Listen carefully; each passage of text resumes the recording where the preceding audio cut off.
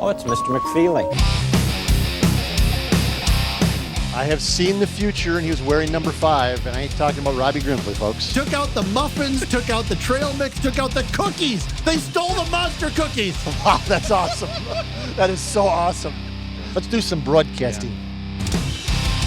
9:35 means our chat with Mike McFeely. We do it each and every week. Columnist from the Forum of Fargo-Moorhead who made his way over to Vanderbilt's campus. Now, the last I had communicated with you on this, you were given the big stiff arm. So did you communicate with some associates of ours to get in to Vanderbilt's campus? Yes. a large fan of the show. Yes. And frankly, a large fan of me. No doubt. Who isn't? Tim Purden. Yeah. His daughter goes to Vanderbilt, so he knows some people in the athletic department. That's awesome. After I got the You got a stiff arm. After I got the stiff arm from the Nashville. You got the Heisman, no doubt. So the people actually running the FCS championship game, the Nashville Sports Committee or whatever they are, they're like, nope, can't get you in the stadium. Nope, nobody available. We can do it by phone, though. It's like, well, that doesn't do me much good. Nope. So I just went above their heads, and I'm done with them. Just bye. See you later. If you don't want to promote your game and help out the team that's won, or not the team, but the media market that covers the team that's won 10 of the last 14 titles and made Frisco into what Frisco is for this game. Yep. If you don't want to deal with us, okay, I'll just go above your head and go right to the athletic department and have the associate athletic director in charge of the actual stadium give me the tour. So thank you very much. I had not asked you about it until and I didn't find out until we landed, and I saw your story. I'm like, oh, I guess he got in. Yeah, you just got to know the right. It's not. I've told my daughter this she's 24 years. It's not what you know, it's who you know. So yes, so I got the tour of Vanderbilt's First Bank Stadium. So what do we think? Oh, the stadium itself, the facilities is fantastic, and I've written it in a couple different columns that it's. We all love Frisco. It's what, getting to Frisco is that's become the anthem of phrase. FCS football. Yep.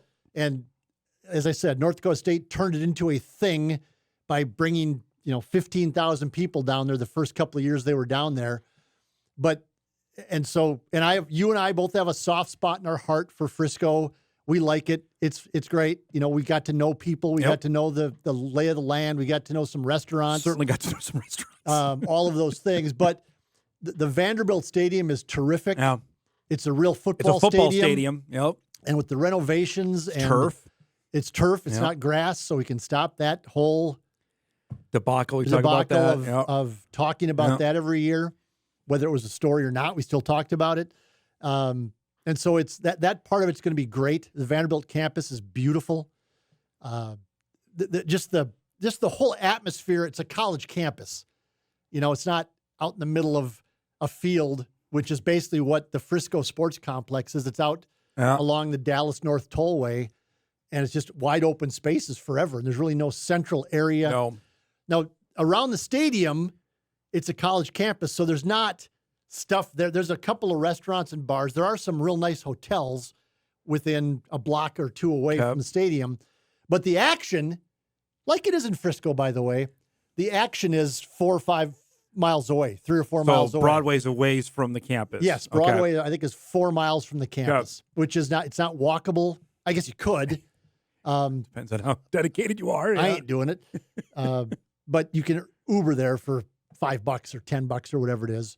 And so you experienced Broadway on Friday night a little bit. A little bit.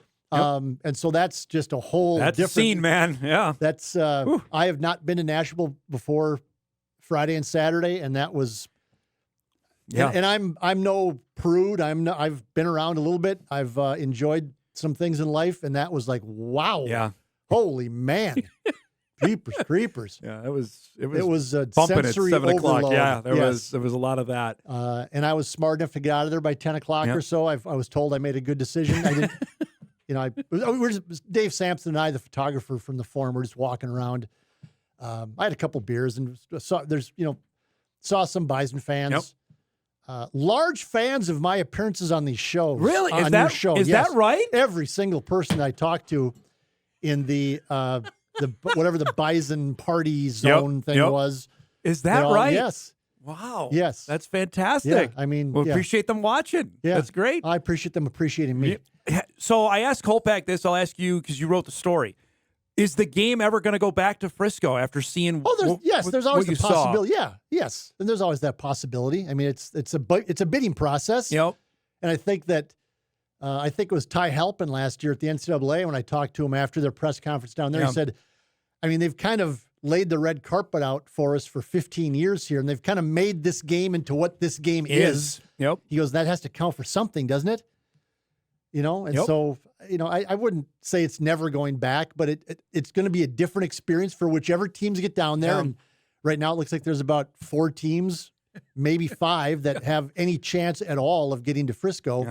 Yeah. But it's going to be a different experience, and it's going to be just the stadium is just way nicer. And the new luxury boxes and stuff they have for the money people, whether it's from North Dakota State, South Dakota State, Montana State, whatever, name the 4 schools that you think are going to go down there. That'll be that'll be a nice experience for them. Uh-huh. Yes, that's not for Joe Schmo, but for those money people that matter to college athletics in 2025, especially. They always have, but especially now. Yep. With everything going on, they will really like the options they have. And see, there's 2 things you wrote in that stood out to me. One, and you're gonna roll your eyes, was the turf, because all right, that's been a deal in some games. It won't be now, and it's a football stadium. Like we've been shoehorned into a soccer stadium for being down there. That this is a football stadium. I wonder how big a deal that is to the NCAA on we're at a site we're at. I mean, it's not like the Toyota Stadium has worked. Yep. It's 19,000 maximum now that they put the soccer Hall of Fame on the south end. But it's an enclosed, all the way enclosed stadium. So there's no stage on one end, which is kind of a nice thing at the end of the game for the bands, quite frankly, during the game.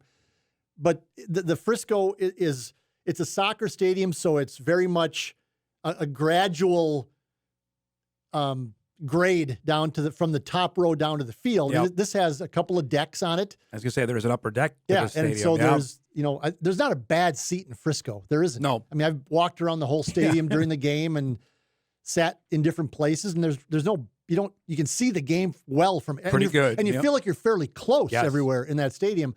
It's not going to be the same at Vanderbilt. Did you try leaping over the railing like Bison fans have leapt over the railing in Frisco to recreate that? I did not. I really did not.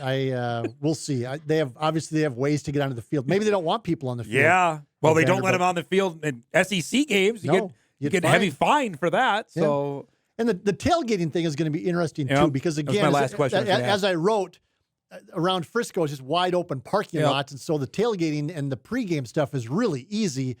There's really not much of that. This is kind of shoehorned in next to some other. The baseball field is like right up next to it. The basketball arena is right up next to it. There's a couple of parking ramps that are really close, but that's not, you don't tailgate a parking ramp. No. I asked that question to the person who actually found the time to give me a tour and actually was interested in promoting the stadium. And he said, well, he goes, there's plenty of surface, they call it surface parking. There's plenty of surface parking. Okay.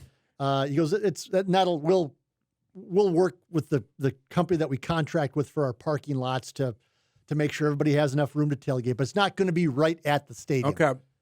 That'll be different. Yeah. That'll be different for we expect the teams that we're expecting to get down there. I'll save that for our next segment.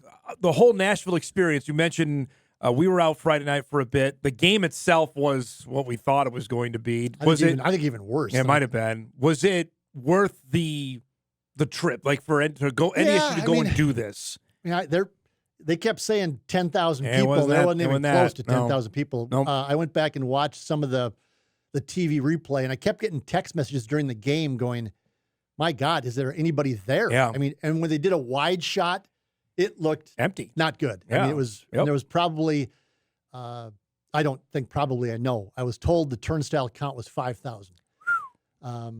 And so they announced 8,300, but I was That ticket told sold, yeah. by somebody who would know that the turnstile count was 5,000 and 4,000. I in my column I said 4,500. That's probably about right. I think more like 4,900 because I mean there was nobody from Tennessee State. Nope. Nobody. No. The band. And But the that band was it. and the band was half, I was told, of what it normally is because they're not required to go. And so it was kind of rainy and they don't care. So like half the band showed up. Tennessee State is bad. That's a bad Yeah, outfit. and we can maybe get into this in the next segment, but I think that's an extreme case or maybe a more normal case now of what a lot of FCS programs are going to be going forward. It just, how do you replace 80 some bodies? And that was a bad college football team. Yep. I mean, and they're not the only one. There's unfortunately there's a bunch. As usual, there's people chirping about. It's like, you know what? I mean, look around. I mean, frankly, the team that was in Grand Forks on Saturday was god awful. I said they were the worst team in FCS. Portland State was god. Yeah, they're terrible awful. too. They have no chance. No. They have no chance going forward, and neither does Tennessee State, in my view. I just don't know how you compete at all. I mean, you don't. Yeah, you just don't. Let's break. We'll save more of that when we come back on the status of where FCS and the group of 6 schools are right now. Back with Mike. We wrap up our first hour right after this.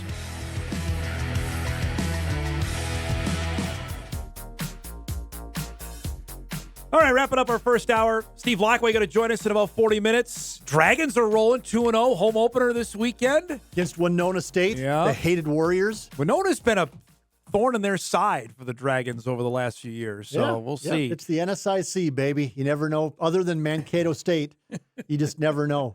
I see Bemidji State has already lost. They have. Duluth has already lost, and so we'll see what happens. Might be open a little bit. We'll see. Crack it open. Email comes in. Dom, we heard what you thought of the South Dakota schools. We have Mike's thoughts on what we saw from the teams in South Dakota this weekend. Yeah, I didn't get a chance to watch much of the Montana State, South Dakota State game, but from what I've read and what everybody's told me who did see it, South Dakota State looks really good defensively, legit offensively, still kind of clunky. And I agree with that. So we'll see. Chase Mason's fine. I don't know that he is the greatest athlete in the history of the Missouri Valley Football Conference, as he was touted by some. But they're fine. I mean, it's right now. It's Montana State could have easily won the game. Yes. So it's, right now it's a 3-horse race, I would say, in FCS. And we'll see if that changes. South Dakota's got some issues. I did get a chance to watch a lot of the Iowa State South Dakota game, and I did get a chance to watch a lot of the South Dakota Lamar game. Good for you. And and I made this case last week or the week prior about I don't think you can lose 55-7 and just go, oh well, no big deal. I agree. Yep. I mean, Iowa State's really good, but they're not like Oregon good, like Montana State. Like you could look at Montana State and go, it's not a good look, and that you got to play better than that. But it's Oregon. I mean, it's Oregon. Yep. I think Oregon is literally a professional football team. I mean, literally, they can go out and buy players, and Iowa State's not in that boat. They're not there yet, quite yet. No. So I don't think you can look at the Iowa State South Dakota game and just shrug it off and say that's what should happen. It's like, no, it shouldn't. The Lamar South Dakota game, you can't shrug that off. I don't know but they just looked listless, and the lines of scrimmage just, to me, again, not a coach, not some guy breaking down film, but to me, the lines of scrimmage for South Dakota looked nothing like they have been the past couple of years. I mean, I thought Lamar was moving South Dakota's defensive line, and I thought I thought that Lamar was getting pressure on Bauman and not really allowing much of a running game, other than some runs by Charles Pierre Jr. early. I thought that Lamar's defensive line held up just fine and was pressuring Bauman sometimes with the 4-man pass rush. Yeah. Think about that. I mean, so not a coach. Yeah. Don't know what I'm looking at, but I know when I see a defensive line getting moved 3 yards. That's not on every play, but on on some plays, and that's not a good sign. No, and this is reflective, I think. I know you mentioned this to me over the weekend, that you look at FCS football, I look at Group of 6 football. There's a lot of bad teams, it looks like right now. And again, I mean, let's we're 2 weeks in. I get it. We're 2 weeks in, and all these teams, or many of these teams have a whole bunch of new players, and so maybe it takes a while to get gelled together, and the South Dakota team that comes up here in a couple of weeks might look entirely different than it did on Saturday. But it's hard to shrug off a loss to Lamar. It's hard to say no big deal. So we'll see where everybody is. Disconcerting for South Dakota. The only thing that matters is the Valley season. That's all that matters. All this other stuff is just right. Because I think you can take some takeaways. You can look at UND and go, well, I think they're better than we thought they were going to be. Yep. And coaching makes a difference. If South Dakota I thought listless against Lamar. You watch North Dakota, they just have there's different energy there. there. Different energy there. And there's no doubt about that. They just look. Quarterback's been good too. Way more organized and way more just in the right places and just way more. I don't know if they're playing harder, but it sure looks like it. They're just more juice there. And with largely the same cast as a year ago, he's added some Schmidt's added some transfers, but they just have a different look with the coaching staff they have, and I think different expectations, and all of that makes a difference. Just one last point on the South Dakota schools before we move on, because South Dakota State has Drake and Mercyhurst the next 2 weeks. The Coyotes have Northern Colorado and Drake. Yeah. So we're not going to know anything about them. I don't. In my opinion, over the next 2 weeks. For South Dakota State, tip of the cap. Absolutely. I figured they were going to be 1-1 after. I think everybody did. Yeah, I did. And they again they're 2-0. Yep. But let me make this clear: they're not as good as they have been the past couple of years. Correct. But in FCS. And because they're South Dakota State, they're fine for what's there and what they need to be right now. And they're you can't replace whatever 30 guys they lost. No. But they've done enough, and they had enough kids coming up that they'll be fine. I got an email on this, and I was going to ask you before we go. Late last week, the NCAA announced that the portal window is going to move and shrink. Yeah. Is that a good thing for FCS schools, or does it not really matter in the current landscape? I think it's going to. I think it's going to help FCS schools because that spring window it's just killer. It's just. Yep. I mean, these big time schools are just watching spring practice, going, "Okay, we'll take that kid, and that kid." Yep. I mean, look at NDSU. Correct. And, they're not the only one, but we've said it before. Put Cody Heisman and Marty Brown on this NDSU team, and it's. Yeah. I don't know that it's necessarily close this year in FCS. Now. I think it is. Without those two guys, we'll see. And we'll see how everything works out. Yep. NDSU has not been tested by anything. The two teams they've played have been bad. Yep. The Citadel was way better than Tennessee State, but they're not going to win a conference title either. Well, they might. The SoCon. The SoCon's bad. Well, and that's, you and I tweeted this out yesterday, one of my rare tweets. I've watched a lot of G6 football sitting in hotel rooms in Charleston and Nashville and in my living room as well, but The transfer portal thing is devastating G6 football too. Mm-hmm. San Diego. I watched San Diego State, Washington State when I got home from Nashville on Saturday night. San Diego State's bad. Yeah, just bad.